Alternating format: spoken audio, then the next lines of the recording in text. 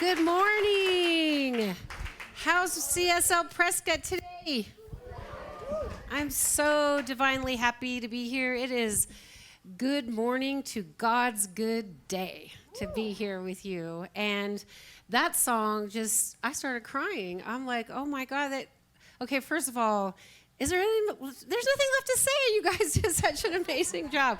The song, Jackson, thank you so much. He is a divine gift. And I haven't been here very much, but I definitely know he is a gift. And we will treasure him as such. And you could call me on that if we have a disagreement. But I really, really, really want you to know that I am so happy. And I want to raise our vibration a little bit. So we're going to do 3 amens and you are welcome here. So we are going to do it on 3. 1, 2, 3. Amen. Amen. Amen. You are welcome here. All right, we got that energy going. So today we are talking about love. So this is the perfect song. And what better topic in our philosophy than love? But first, I do have a joke. We must start with humor because it is, I think it's God's best quality is humor. So shortly after tying the knot, a young married couple started arguing over who should make the coffee. Being a good Christian woman, the wife went to the scriptures for her answer. She said that the Bible specifically stated that men should be the ones who make the coffee. Puzzled, the husband asked her, where in the Bible does it say that? Very confidently, the wife opened her Bible and said, it says right here in Hebrews. Luckily, we don't drink coffee, so Bill doesn't have to worry about that task. He does everything else, babysitting, vacuuming, laundry. He does all of that. So we are very grateful for him in our household.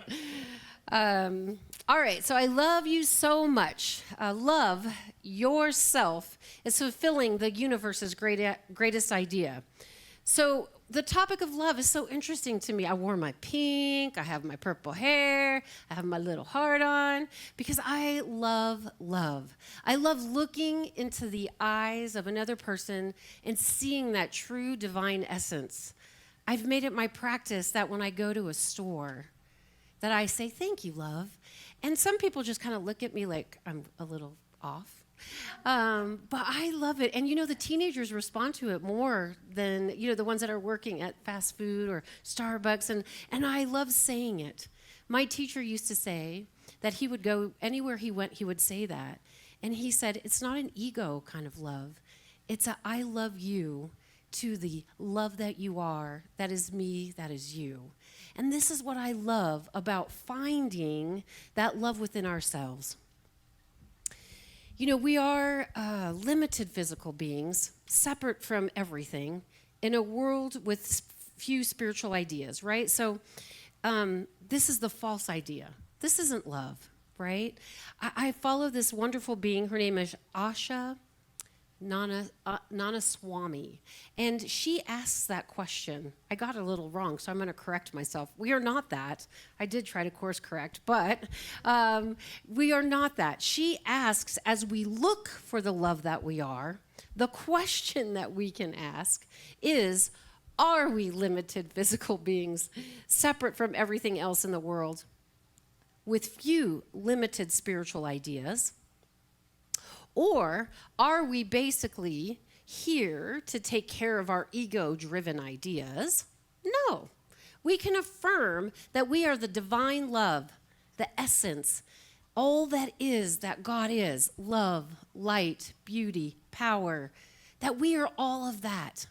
And that as we live our lives, releasing the false and limited idea of the ego, the love, the essence of who we are, comes to the surface, and we move then with the flow, as the song said, right? That when we ask this question to discover or inquire into our true nature, the mind, the little mind, that little critter that lives in our head, that likes to tell us stories about ourselves that we know is not true, We must find a firm foundation to stand on to express that divinity that we are.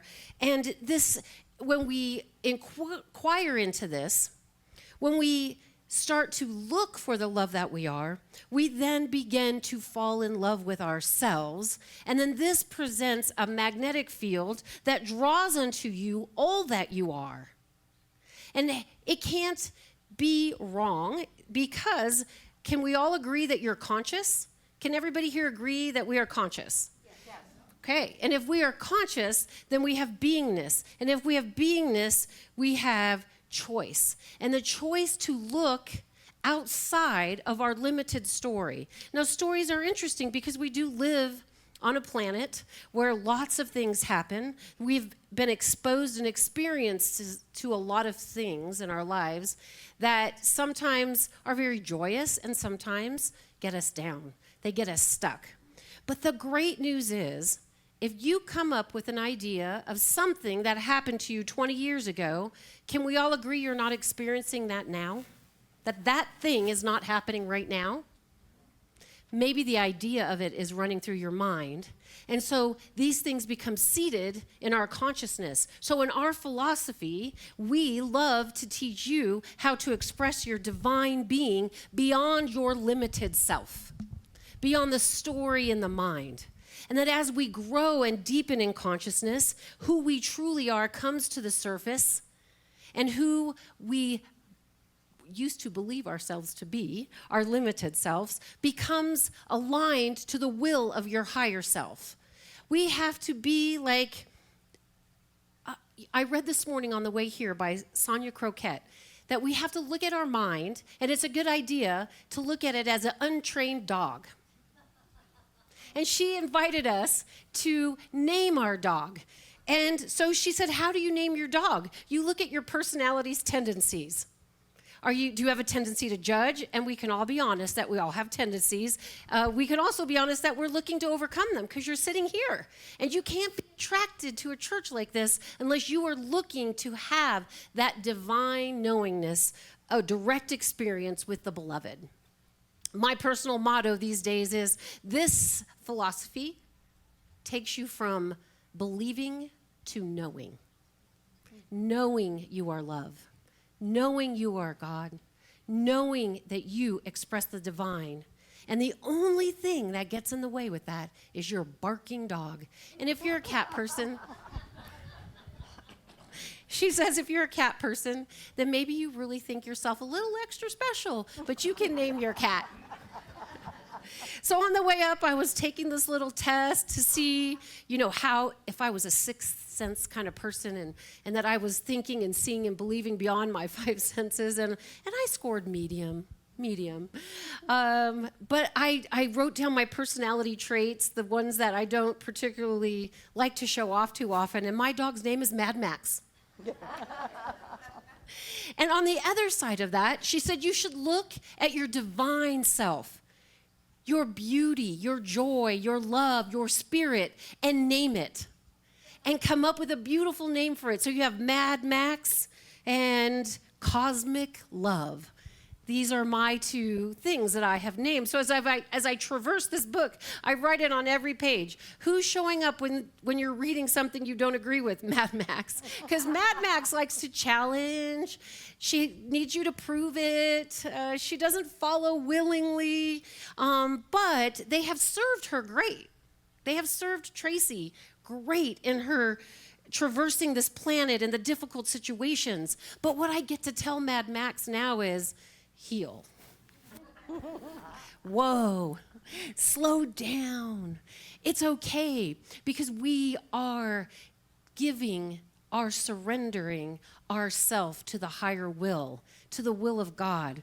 And that surrender isn't the surrender of ego, the surrender that we're taught from our religious teachings, and it is more of a willingness to give yourself to something that which is greater than your mind.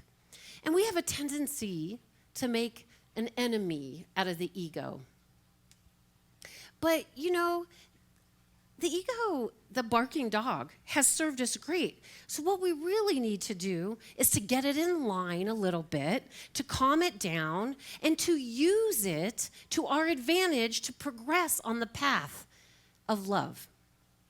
We need it. We drive, we work, we speak, we have fun, we go to parties. So we really need this mind to be cultivated.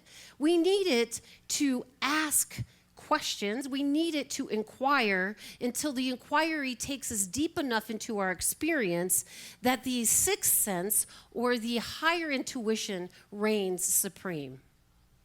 And as a congregation of love, light, beauty, and joy, as we each take that journey, and we will take that journey, and we will need a bigger church. I promise Tom we will need a bigger church.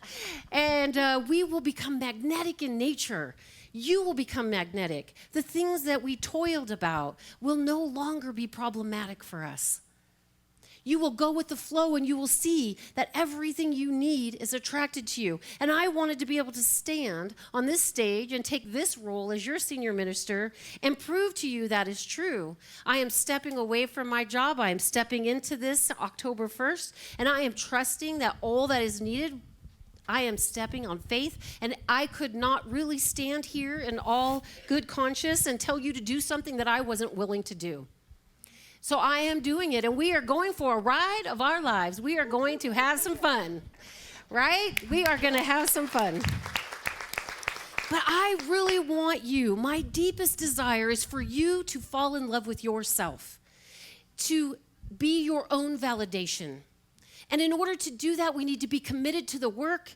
We need to be committed to the love. We need to be committed to yourself. You need to take this journey. Ernest Holmes says, I'm going to revert to what Ernest Holmes says.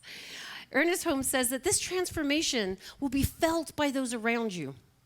Your essence, your energy will be a catalyst for others to take note and to discover God in them. That you will be the catalyst for them to discover God in them, as them, through them. You will be the liberating presence. You will be the love that shines bright. Your light will not be dimmed.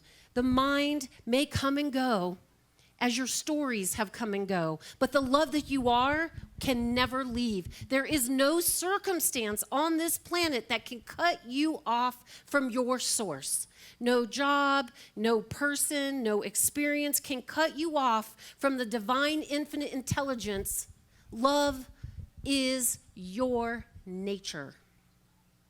And when we believe this, when we move into knowing this, when we have the direct experience of it, then you can truly look into your neighbor's eye and say, I love you. In spite of everything and anything that they might be going through. And we're just going to turn and say, I love you to your neighbor. I saw you. You inspired me. I love you. I love you. We are saying this from the heart. We are taking the journey from the mind to the heart. I love you. I just really want you to know that the experience of love, it is so divinely perfect that the truth of today is knowing your God self. That the unchanging, ever-present, existing infinite can never be affected by any experience that you have. I will stand on that, and it can prove itself to you time and time again. The first proof is that you're here.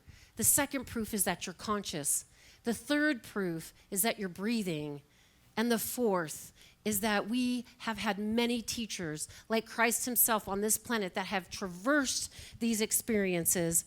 And God, you know, one of the things that I was reading when I prepared for this talk was that Jesus, when he talked about sin, and sin is a very interesting word. We don't use it a lot in our philosophy, but sin really means ignorance. Sin means that we are giving our attention to the story and turning our light of awareness away from love. We are turning our light towards love, and we are going to live and stand on that platform. And when the mind comes in, that barking dog shows up, you're going to go visit a cat person. And that cat person and that dog person can argue. And in the meditative background, you will be able to stand in that beautiful space of meditation on a continual basis while the world traverses itself, knowing that the ever-flowing love of the universe has got your back. And we are here to remind each other of that. This transformation, it's going to be felt again by those around you. When we liberate ourselves to love, we liberate the whole. That is what love truly is. Taking accountability for yourself, your own divine connection, your own magnetism, and expressing that at the highest level possible and calming the barking dog. So with that, I'll take you into this mantra that we'll close with today. I know that my experience justifies complete acceptance that I am divinely loved, that this is my truth today and every day. This is what Ernest Holmes tells us. And I want you to repeat it with me today. I know that my experience justifies complete acceptance that I am divinely loved. This is my truth. Today and every day. Namaskaram. Much love.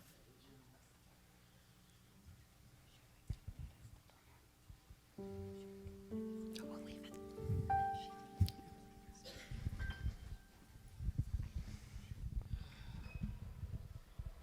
Thank you, Reverend Tracey. Let's take some of those concepts into prayer. Things that I know, Great Spirit, is that in your divine wisdom, that wisdom resides in all of us. Help us to understand that we are indeed as much of the source as the source itself. And that it is in truly loving ourselves, knowing ourselves, allowing ourselves to be the full expression of all that is, all that was, and all that will be in the future. Allow us to take and hold our birthright as being part of that incredible, phenomenal goodness that some of us call God. But by any name we know definitively that we can be grateful and we can be thankful for each eye-opening experience that is brought to us that we are willing to receive. I know this to be the truth about all that we are. I know this to be the truth about all that we as a center will become under the divine leadership that has been presented to us. I truly believe that at some point there had to have been an angel, like in the Old Testament Bible, that whispered in Reverend Tracey's ear, "Here is where you shall be. Here is your flock, and here's who you shall lead." As she takes and divinely gives us this message of oneness, of love. I know these things to be true because they are the law. And in knowing that, I take and I call it good, and I call it very good, and I release it into the universe, knowing that it is already done. And so it is.